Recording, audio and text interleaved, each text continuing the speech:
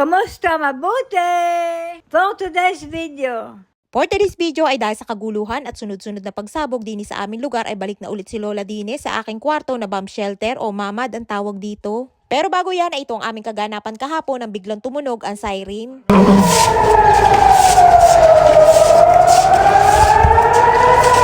Ang ibig sabihin ng tunog na yan ay may paparating na racket dito sa aming lugar. Kaya naman dali-dali kong ibinangon si Lola para madala dyan sa bomb shelter. At ayan nga't nakapwesto na si Nili at nauna na sa amin ni Lola. Sa ganyang sitwasyon ay kailangan naming manatili ng 10 minuto sa loob ng bomb shelter bago kami lumabas. At nang makalabas nga kami ay nagpahatid si Lola sa kanyang kwarto para manood ng balita.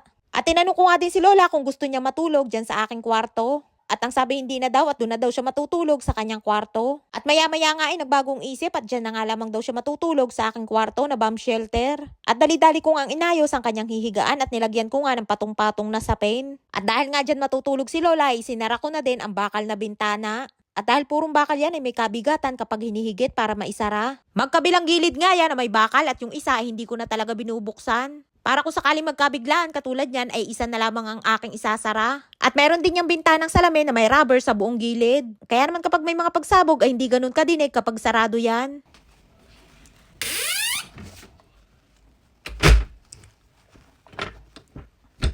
At ayan naman yung pintuan at ang pinakaloob niyan ay bakal din. Kaya naman kapag hinigit ay ramdam din na medyo mabigat kumpara sa ordinaryong pintuan.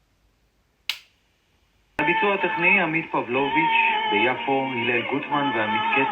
At ayan nga yung binili ni Lola dati na radyo at napakinabangan nga namin para makinig ng balita habang nasa loob kami ng bomb shelter. Kinuha ko na nga din yung doorbell at ililipat ko yan sa kwarto ni Nili at doon naman ako matutulog. Ang doorbell na yan ay dyan ako tinatawag ni Lola kapag kailangan niya ako. Lamat ka ka. Makara. Ay nga't sinilo siya tutulog na sana abay na marites pa at yun pala'y ako'y sinisilip sa aking ginagawa. Kaya gana ng kanyang pwesto ng kanyang higa. At ang sabi ko nga ay matulog na siya. At papalitan ko na nga din ang battery ng aking doorbell at naghihingalo na ang tunog kapag tumatawag si Lola. Ayan ba namang mayat maya ay tinatawag ako ni Lola at wala nga yung pinipiling oras ng pagtunog. At kahit nga sa madaling araw ay tumutunog din yan at tinatawag ako ni Lola at kailangan kong bumangon para asikasuhin. Doraemon. Parang may misa di galyo. At dito tayo. Ito ang aking ginagamit. At bago ko si Lola ilipat sa bomb shelter ay nanunood muna siya ng TV.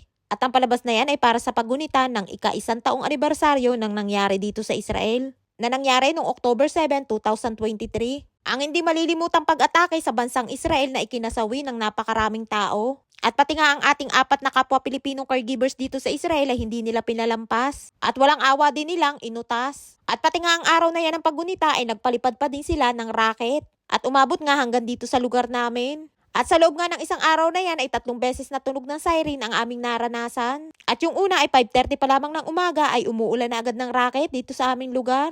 At nang marinig ko nga ay dali-dali akong bumangon para puntahan si Lola sa kanyang kwarto. Para ibangon at dalhin sa aking kwarto na bomb shelter o mamad ang tawag dito. At ang sumunod naman na tunog ng siren ay nung bago magtanghali. At yung pangatlong beses na tunog ng siren ay 6:00 naman ng gabi. Ayun nga nailipat ko na si Lola dyan sa aking kwarto na bomb shelter.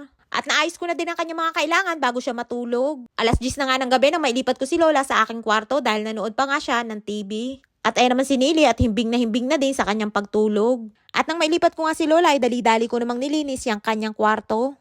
Pinalitan ko lahat ng bedsheet lalo na yung sa pinakailalim. Dahil hindi ko nga lagi yun mapalitan dahil ayaw ni Lola. Pero hindi naman yung dumihin dahil bukod doon ay may ilang patong pa ako ng bedsheet na inilalagay. At yung inilagay kong nasa pinakaibabaw ay yan naman ang disposable na bedpad.